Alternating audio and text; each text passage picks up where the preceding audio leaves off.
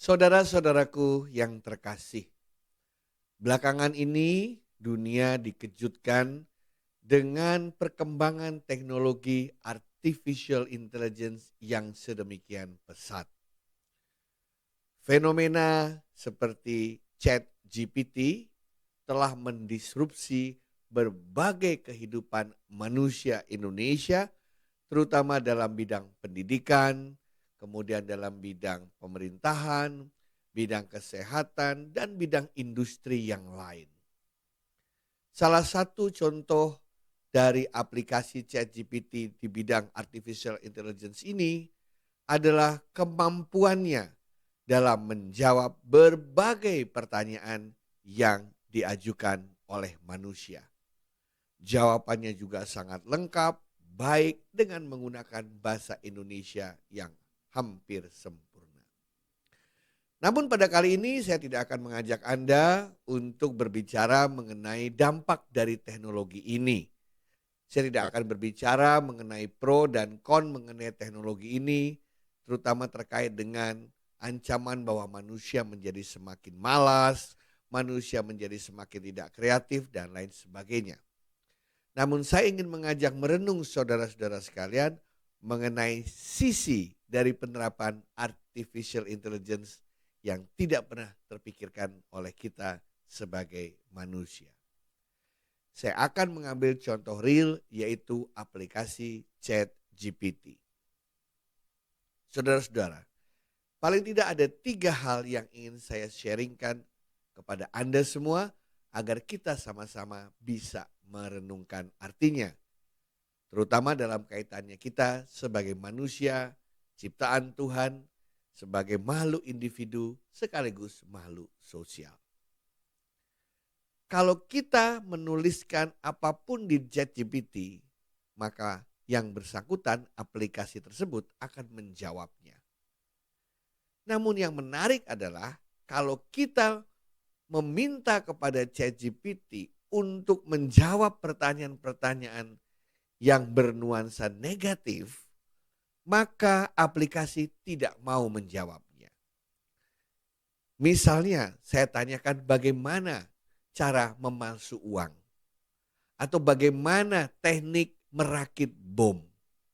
Maka ChatGPT akan menjawab dengan kata-kata seperti mohon maaf, tindakan Anda adalah ilegal.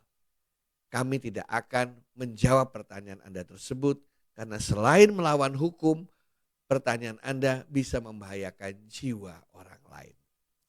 Silakan tanya pertanyaan-pertanyaan yang cenderung bersifat negatif, maka ChatGPT sebagai aplikasi artificial intelligence tidak mau menjawabnya atau menolak menjawabnya. Coba kalau kita tanyakan kepada sesama manusia, banyak orang manusia yang ingin menjawab pertanyaan itu. Mereka dengan bangganya memberitahu caranya memalsu uang agar tidak ketahuan. Mereka dengan bangganya mengajarkan cara merakit bom sehingga bisa orang lain memanfaatkannya untuk berbagai tujuan-tujuan yang destruktif. Aneh bukan? Aplikasi buatan manusia tidak mau menjawab atau tidak mau membantu manusia untuk melakukan hal-hal yang buruk. Sementara sesama manusia yang dianugerahi otak, hati oleh penciptanya menjawab pertanyaan-pertanyaan semacam itu. Itu contoh pertama. Contoh kedua, silakan Anda menginstruksikan atau bertanya kepada ChatGPT dengan menggunakan bahasa Indonesia. Maka dia akan menjawab dengan bahasa Indonesia yang sangat sempurna, berbasis ejaan yang disempurnakan. Subjek, predikat, objek, kata keterangan dengan kalimat yang sangat baik. Bahkan kita juga bisa mendapatkan kata-kata yang bersifat puitis apabila kita instruksikan. Ketika saya melihat kata-kata itu, saya menjadi berpikir, apakah saya telah menggunakan bahasa Indonesia dengan benar? Apakah manusia selama ini, terutama manusia Indonesia, menghargai bahasa yang diturunkan oleh nenek moyang kepada kita? Ternyata banyak sekali dalam kehidupan kita sehari-hari melupakan pemanfaatan bahasa Indonesia yang baik dan benar. Dan itu kita disindir oleh aplikasi artificial intelligence buatan manusia. Dan renungan yang ketiga terkait dengan, saya beri contoh, banyak anak-anak yang mengeluh karena tidak mendapatkan kesempatan curhat, berdiskusi, ya, berkomunikasi dengan orang tua atau ayah ibunya, karena ayah dan ibunya sangat sibuk bekerja di kantor untuk mencari nafkah. Mereka sulit sekali mencari waktu untuk bisa cerita kepada ayahnya akan apa yang terjadi dalam kehidupan mereka.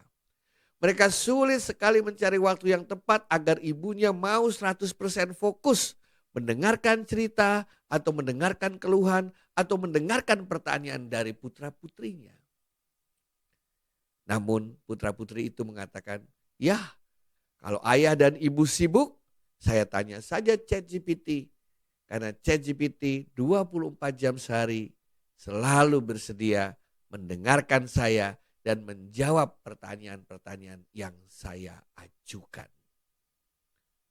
Saudara-saudara sekalian, saya hanya ingin mengatakan bahwa dalam fenomena perkembangan teknologi, secara kita tidak sadar, manusia telah menjadi robot. Ayah ibu begitu sibuk mencari nafkah, begitu sibuk di kantor, melupakan waktu-waktu penting yang harus diluangkan untuk putra-putrinya. Dia menjadi robot, manusia menjadi robot. Sementara robot, artificial intelligence, berusaha menjadi manusia. Dengan cara apa? Menyediakan waktu kapan saja bisa dihubungi, menggunakan bahasa Indonesia yang baik dan yang benar, dan tidak mau menjawab pertanyaan-pertanyaan yang membahayakan kehidupan manusia. Apakah ini bukan kejadian yang tragis? Manusia menjadi robot dan robot berusaha menjadi manusia. Dalam konteks ini kita melihat bahwa banyak sekali manusia yang diperbudak oleh ciptaannya sendiri. Di sisi lain, ciptaan manusia berusaha untuk menyadarkan manusia untuk kembali kepada fitrahnya sebagai makhluk yang punya hati, punya jiwa, punya pikiran, punya otak, punya rasionalitas, dan punya hati nurani bagi manusia yang lain. Saudara-saudara sekalian, mari kita renungkan hal ini agar tidak terjadi fenomena manusia menjadi robot dan robot menjadi manusia. Bukankah tragis jika kita melihat aplikasi atau ciptaan manusia yang lebih humanis dari manusia itu sendiri. Tuhan memberkati.